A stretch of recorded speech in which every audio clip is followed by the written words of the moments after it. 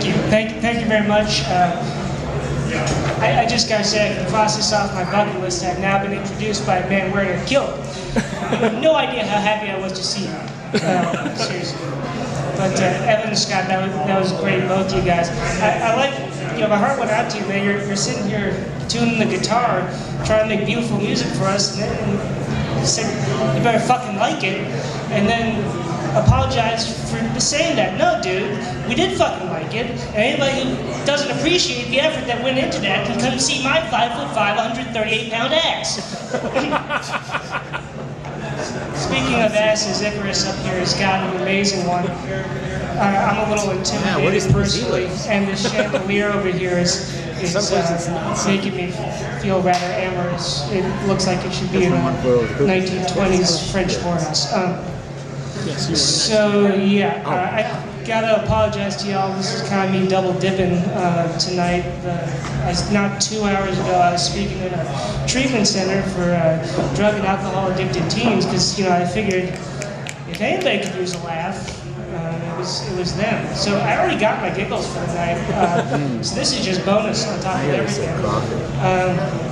But it is great to be here. This is like my third time in St. Paul ever. I just moved to the Twin Cities area from New York about a year ago. And I'm not going to talk about New York. I got to tell you something. These areas, the Twin Cities, it's probably the best kept secret in the country.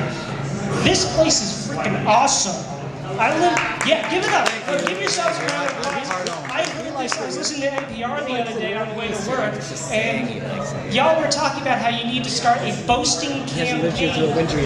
A boasting campaign to talk about how great you guys are because you don't do it on your own because you're too nice. And I think that's ridiculous. Listen, I was born and raised in New York City. I've lived in Miami for a couple years. This is the coolest city I've ever lived in my entire life. I have no plans on leaving ever. So y'all are awesome. I'm going to give you all a round of applause for joining if you feel like. I don't really care. I'm not up here for you. But I do like you guys. I do. Thank you. There are a couple of differences, though, that I have noticed. The first is potholes around here, potholes that can make you lose your faith in God. And I was studying to be a rabbi at one point, so these things were deep potholes. But, construction season came, which I learned is a thing, and y'all fixed most of them, and also added 15 minutes to my commute in the process, which is cool. But the other major difference is, you'll be walking down the street, and or at least I will be walking down the street. Some of you may levitate, or I've seen a bunch of guys on Segways, which are awesome. And coming the other way will be an attractive woman, which happens more frequently, by the way. Another thing that they lied to me about growing up was they said New York City had the most beautiful women in the world. Lies. Minneapolis, St. Paul. They're not real women. Well, okay, that's an entirely separate issue, sir. I will not get into that at this time, as I have only like 2 minutes left. All right, that's all you Yes.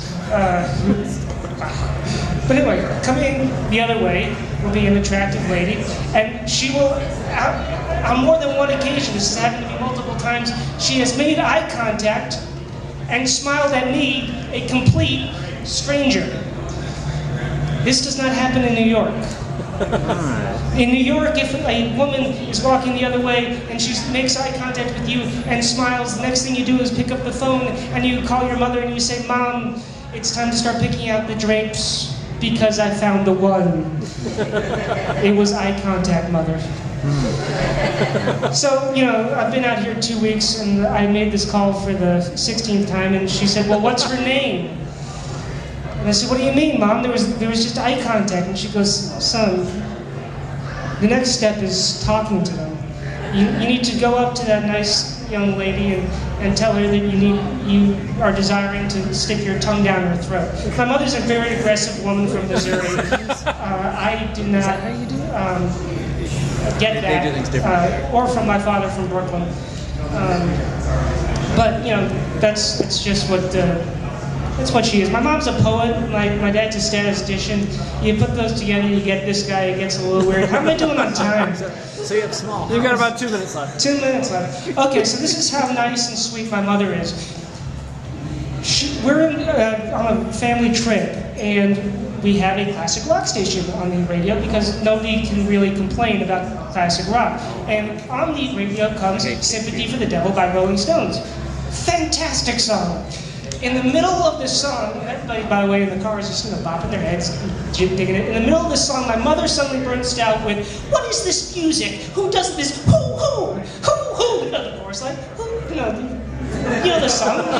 What is this? Who? It's New Orleans. Dead silence in the car. Mother, this is Sympathy for the Devil by the Rolling Stones, the second greatest, I said it, rock band of all time.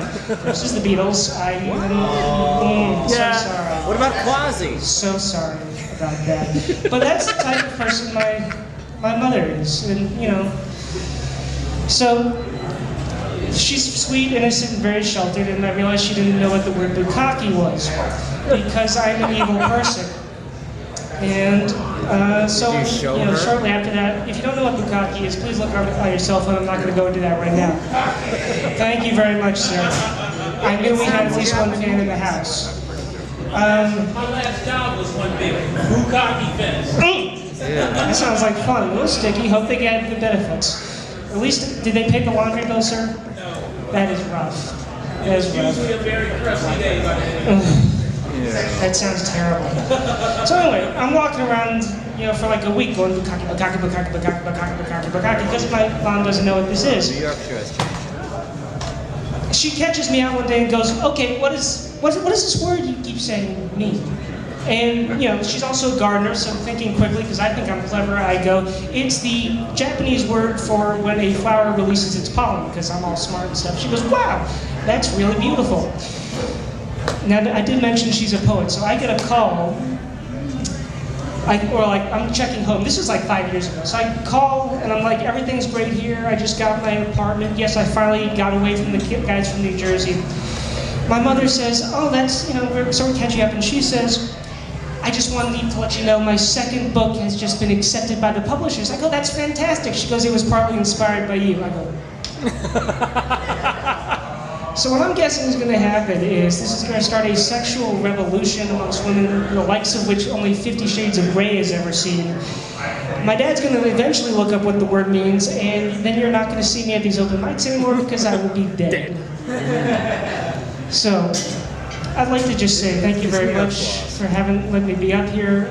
I didn't really show up with a set list. I do apologize if it was a little all over the place. If I offended anybody, please pray about it. And I hope there's one kind person who can give me directions back to Minneapolis, because like I said, I've never been here before. Thank you.